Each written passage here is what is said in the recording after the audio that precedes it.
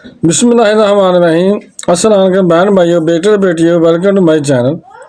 آج کی ویڈیو کا عنوان ہے کہ بدصورت بچے کیوں پیدا ہوتے ہیں۔ ایک دفعہ ایک شخص اپنی بیوی اور بچے کے ساتھ حضرت عمر رضی اللہ عنہ کی بارگاہ میں حاضر ہوا۔ وہ شخص حضرت عمر رضی اللہ عنہ سے کہنے لگا کہ اے وقت کے خلیفہ، میرا اور میری بیوی کا رنگ سرخ ہے۔ میری بیوی نے جو بچہ پیدا کیا ہے اس کا رنگ کالا کیوں ہے؟ مجھے تو ایسا لگتا ہے کہ یہ بچہ میرا نہیں ہے۔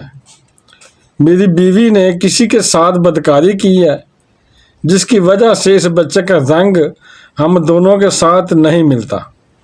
وہ شخص بار بار اپنی بیوی پر الزام تراشی کر رہا تھا۔ بیوی نے روتے ہوئے کہا کہ اے امیر المومنین، میں سچ بول رہی ہوں، میں نے کبھی بھی امانت میں خیانت نہیں کی۔ یہ میرا خامد ہے، یہ بچہ اسی کا ہے۔ میں نے ہر وقت اپنے شوہر کے ساتھ وفاداری کی ہے۔ میں نے ہمیشہ اپنے خامد کی موجودگی اور غیر موجودگی میں اپنی عزت کا خیال رکھا ہے۔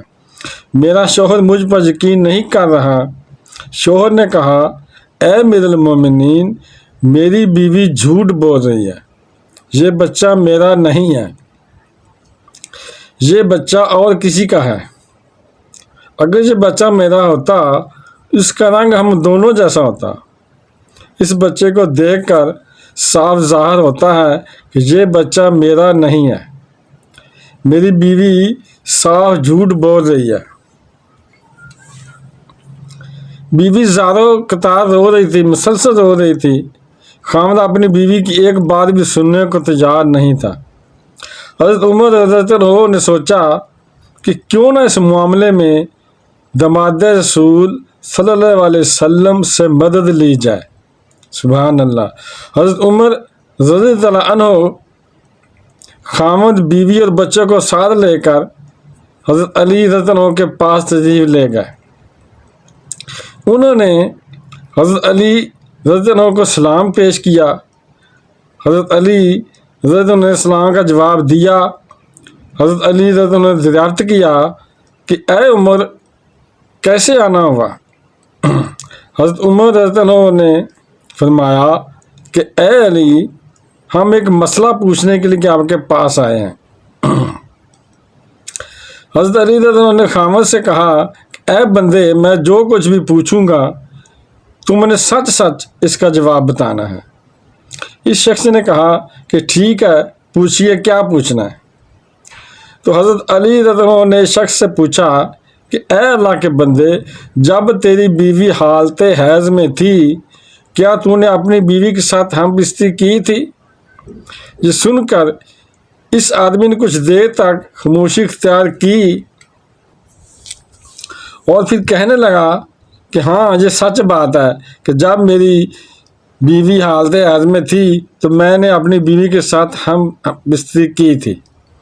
تو حضرت علی رضی اللہ عنہ فرمانے لگے کہ اے اللہ کے بندے، یہ بچہ تمہارا ہی ہے، بلا وجہ اپنی بیوی پر الزام تراشی نہ کرو۔ جب تو نے اپنی بیوی کے ساتھ حیض کے دنوں میں ہم بستری کی تھی تو تیرا نطفہ تمہاری بیوی کے سیاہ خون کے ساتھ شامل ہو گیا تھا، سیاہ خون میں مل گیا تھا، جس کی وجہ سے بچے کا رنگ سیاہ ہو گیا ہے۔ اگر تم اپنی بیوی کے ساتھ حالت حیض کے دنوں میں ہم بستری کرو گے تو بچے کالے اور بدصورت ہی ہوں گے۔ اے شخص، آج کے بعد یہ بات اپنے ذہن میں رکھ لو کہ حدیث اور قرآن پاک میں حیض کی حالت میں ہم بستری کرنا حرام اور سخت گناہ قرار دیا گیا ہے۔ اگر کوئی بندہ اس بات کا علم رکھتے ہوئے بھی اپنی بیوی کے ساتھ حالت حیض میں ہم بستری کرتا ہے تو اللہ تعالیٰ اس بندے سے سخت ناراض ہو جاتا ہے اور وہ بندہ جلد ہی اللہ تعالیٰ کی سخت پکڑ میں آ جاتا ہے۔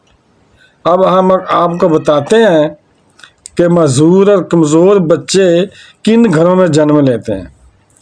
مدینہ منورہ کا واقعہ ہے کہ ایک خوبصورت اور جوان لڑکی کی شادی ایک بوڑھے آدمی سے ہو گئی۔ शादी की पहली रात मियाँ बीवी ने हम बिस्ती की, इत्तेफाकन शोहर का इसी रात वसाल हो गया। दुल्हन हामला हो चुकी थी। जब बीवी ने बच्चे को जन्म दिया तो लोगों ने इस लड़की पर तरह तरह की इल्ज़ाम तराशी करना शुरू कर दी कि इसका मियाँ तो पहली रात ही इंतकाल कर गया था। इस लड़की ने जिस बच्चे को जन्म दिया है वो बच्चा हराम का बच्चा है, इसके खामद का नहीं है, क्योंकि वो पहली रात ही मर गया था। फिर ये बच्चा कैसे पैदा हो गया? उस बूढ़े की दूसरी शादी थी। इस बूढ़े का पहली बीवी से एक लड़का था। उस लड़के ने अपनी सतीली माँ पर इल्ज़ाम लगाना शुरू कर दिया। वो कहने लगा कि इस औरत ने किसी के साथ ज़िना किया है, ये बच्चा मेरे बाप का नहीं है, कि बच्चा हराम की औलाद है। इस इल्ज़ाम में पेश वो सतीला बेटा था, क्योंकि वो चाहता था कि किसी तरह दुनिया वाले ये मान लें कि ये बच्चा मेरे वालिद का नहीं है, बल्कि इस औरत की हरामकारी का नतीजा है, ताकि वालिद की सारी विरासत का हकदार मैं ही ठहरूं। कहीं ये बच्चा मेरा बराबर का शरीक ना हो जाए। इस वजह से बूढ़े के बड़े बेटे ने अपनी सतीली माँ पर इल्ज़ाम तराशी की कि मेरा बाप तो शादी की पहली रात ही मर गया था, तो ये बच्चा कहाँ से आ गया है। देखते ही देखते वो बच्चा 4 साल का हो गया और चलता चलता ये मामला भी काजी की बारगाह में पहुँच गया। बूढ़े के बड़े बेटे ने काजी से कहा कि ऐ काजी मोहतरम, मेरा बाप तो शादी के पहली रात ही मर गया था, ये बच्चा मेरे बाप का नहीं है। इस औरत से पूछा जाए कि ये बच्चा किसका है। मैं इस बच्चे को अपना भाई मानने को तैयार नहीं हूँ। सतीला बेटा कुछ गवाहों को अपने साथ लेकर आया था। गवाहों ने भी गवाही दी कि इसका बाप तो पहली रात ही मर गया था, ये बच्चा इसका भाई नहीं है। ये बातें सुनकर काजी को यकीन हो गया कि ये बच्चा औरत की बदचलनी का नतीजा है। चुनाचे काजी साहब फैसला करने ही वाले थे कि हज़रत अली रज़ियल्लाहु अन्हु तशरीफ़ फरमा हुए। जब हज़रत अली रज़ियल्लाहु अन्हु ने सारा किस्सा सुना, हज़रत अली ने बड़े बेटे से सवाल किया कि ऐ बच्चे, जो दोनों मियाँ बीवी कितना अर्सा इकट्ठे रहे, और जिस बच्चे को तुम अपना भाई मानने को तैयार नहीं हो, वो बच्चा कहाँ है। बड़े लड़के ने जवाब दिया, ऐ अली रज़ियल्लाहु अन्हु, वो बच्चा इस वक्त हमारे पास नहीं है। तो हज़रत अली रज़ियल्लाहु अन्हु ने फरमाया कि कल तुम इस बच्चे को अपने हमरा लेकर यहाँ आना, कल इंशाअल्लाह तुम्हारा फैसला हो जाएगा। अगले दिन वो लड़का अपने सतीले भाई को साथ लेकर आया और कहने लगा कि या अली रज़ियल्लाहु अन्हु, ये वो बच्चा है जिसको मैं अपना भाई तस्लीम नहीं करता हूँ। हज़रत अली रज़ियल्लाहु अन्हु ने जब बच्चे को देखा तो फरमाने लगे कि मैं अभी आपका फैसला कर देता हूँ।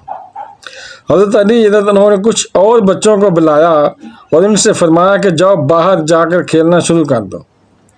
चंद लम्हों में इन बच्चों ने आपस में उछलना कूदना शुरू कर दिया, एक दूसरे के साथ मस्तियाँ करना शुरू कर दी। हज़रत अली रज़ियल्लाहु अन्हु बच्चों को खेलते हुए बहुत गौर से देख रहे थे।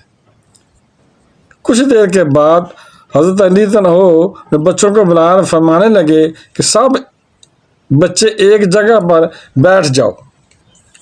तो सब बच्चे हज़रत अली रज़ियल्लाहु अन्हु के पास आकर बैठ गए। इसके बाद हज़रत अली रज़ियल्लाहु अन्हु ने सब बच्चों को एक साथ खड़े होने का हुक्म दिया, तो सब बच्चे एक साथ खड़े हो गए। मौला अली रज़ियल्लाहु अन्हु इन बच्चों को बहुत गौर से देख रहे थे।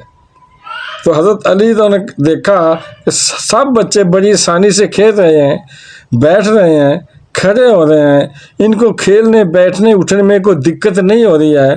तो हज़रत अली ने देखा कि जिस बच्चे पर इल्ज़ाम लगाया जा रहा था, इस बच्चे को बैठने उठने और खड़े होने में काफ़ी दिक्कत हो रही है। तो आप रज़ा ने ये फैसला सुनाया कि ये बच्चा इसी बूढ़े शख्स का है, क्योंकि इस बच्चे में कुछ कमज़ोरियां हैं जिसको देख कर जो ज़ाहिर होता है कि ये बूढ़े बाप का बच्चा ही है। बाकी सब बच्चों को किसी किस्म की दिक्कत नहीं हो रही है, वो बासानी चलते फिरते और खेलते हुए नजर आते हैं। इनमें कोई कमजोरी नजर नहीं आ रही है क्योंकि वो जवान बाप की औलाद है। सुभान अल्लाह। अल्लाह पाक साहब को सेहतमंद और खूबसूरत औलाद से नवाजे। वीडियो देखने का बहुत शुक्रिया। अपना बहुत ज़्यादा ख्याल रखिएगा। बहन भाइयों, बेटे बेटियों, अगर आपको ये वीडियो अच्छी लगी है तो इसे सदका जारिया समझ कर आगे शेयर कर दें।